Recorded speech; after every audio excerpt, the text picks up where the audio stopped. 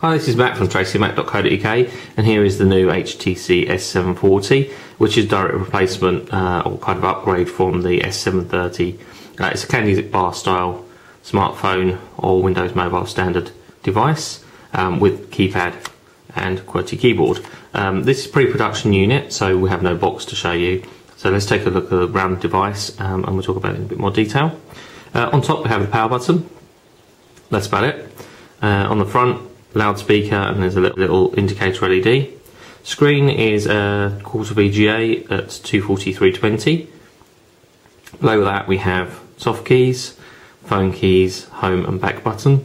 Then there's a D-pad style navigation unit in the middle with up, down, left, right, and then a press button in the centre. Unlike the Diamond, the D-pad isn't touch sensitive, so there's no zoom in, zoom out or scroll feature actually on the D-pad. Then there's the T9 style keypad underneath, which is quite useful for just simple texting, obviously dialing numbers. On the bottom we have the enhanced mini USB for sync charge and headphones. On the side, dedicated camera button, and on the other side we have an up-down volume control, which is actually 2 push buttons rather than a rocker. On the back, 3.2 megapixel camera and a small grille. Notice there's no flash, also no mirror for taking self-portraits. As you can see, the back of the device is faceted, very similar to the Touch Diamond, which, while I appreciate in terms of an attractive design, can be a bit of a pain in the bum, to be perfectly honest with you. Especially you've got it rocking around on the table if you're trying to do anything on the table, which I suppose you can do less with this particular device than, say, the Diamond. But also the back will wear out. If I grab my Diamond, I don't know if you can make that out on the video there, but already the back of the Diamond there is getting severely worn on the high spots. Now, I treat my devices quite carefully, and this always sits in my pocket rather than on the desk and never goes in the pocket with keys, so already worn out, and again rocking back. Like I say, I do appreciate the design and it's quite attractive, but it's not terribly practical. So let's pop the back off, which unlike some of the other devices from HTC, slides downwards rather than upwards to remove. So pop it downwards. Battery is just there. It's a 1000 milliamp hour battery, so a reasonable battery life to be expected, I would say, from that unit. Nothing else underneath there. Let's pop that back on. Interestingly, just a point to note, the back cover with the battery cover does still have a small plastic lens over the camera lens rather than being completely open, so probably want to be cleaning that before taking shots. We've mentioned this before on the site. So let's just power on, and while it's powering up, carry on looking around the device. Keyboard size open, as we've obviously demonstrated earlier on. So we have 4 rows of keys with soft keys just above.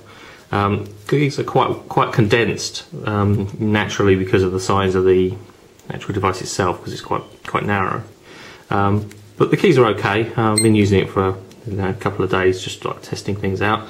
Large caps lock key, and there are indicator LEDs for the caps lock and function lock. But yeah, it's quite a nice keyboard, very similar to other HTC devices. No great shakes there. Yeah, very good. Quite impressed with that. Overall, the S740 does feel quite heavy. Now, that's strange because it actually only weighs 140 grams, which is quite light actually, and especially if you consider the fact that it's got a sliding QWERTY keyboard. I think it's because of the size. It's that much smaller, it does feel heavier in your hand. So 140 grams is quite light compared to the sort of 190-ish from the Titan 2. It's significantly lighter. So quick look around the interface. As you can see, HTC have built this new interface for their S740, which is kind of takes some design elements from the TouchFlow 3D and TouchFlow on the other devices. There is certain sort of styling elements, but it's sort of a scroll through type of Rolodexy sort of affair. And at the bottom you still have start and contacts when you're right at the beginning and with the time. But these are now context sensitive, so as you scroll through, and you go to missed calls, it is actually, this changes to call history, and then you go to messages and you changes to inbox, emails goes to setup because there's nothing set up on here, appointments it changes to today, and using left and right on some of these menus will also change you through different elements of those. Haven't set up any weather, but there's an option to refresh. Music, and then change to library, and then photos, and you can scroll backwards and forwards through photos, left and right, and then world clock, settings menu, and in settings we have comm manager. If we pop into comm manager, we see there's a nicely redesigned comm manager, again similar to that we find on the Touch Diamond, for example, but obviously redesigned to work better with the non-touchscreen S740. So we use left and right to switch through these rather than actually tapping on the screen. So yeah, quite like that. And if we go back out of this, get right to the top. If we go into start menu, pressing the start button brings actually up the first 9. These are the 9 most commonly used items. Now you can't scroll up and down, left and right here, apart from actually scrolling through the icons, but there's no scrolling through to another page. This 9 are all you get on this particular screen. If you want to see the rest, we press the All Programs button, we see another 9. Again, there's no scrolling through, that's the 9 you get. If you want to see more, you have to press more, and so on. So there's no direct scrolling through. Now whether or not we can change that, I'm not sure at the moment, because I haven't really dug through the menus to a great degree. Spec, pretty good spec on this device actually. It has built-in GPS, which is nice from Candy Bar Style's smartphone. The Qualcomm processor runs at 528 MHz, which is pretty good. Has 256 meg of ROM and 256 meg of RAM. One of the few devices to have over 128 meg of RAM. So again, pretty impressed. That will make applications run pretty fast, and you'll be able to have more than one thing open. As I mentioned, it is a QVGA display, 240x320, and it's a 2.4 inch diagonal. Quad band, and supports GPRS, Edge, UMTS, HSDPA and HSUPA. Does have built-in Wi-Fi, which is 802.11b and G. Bluetooth 2 with EDR, and also has a built-in FM radio.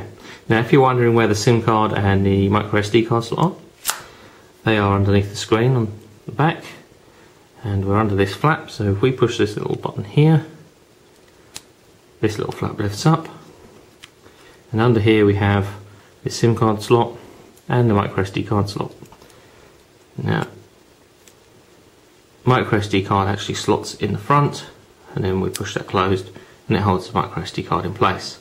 Unfortunately, you can't hot swap the micro SD card slot for kind of 2 reasons really. First of all, the micro SD card sits underneath the SIM card, so you have to install the micro SD card before installing the SIM, because the SIM sits on top of the micro SD card. But not only that, when you actually open the back cover, it does turn the power off, so there is no hot swapping, unfortunately.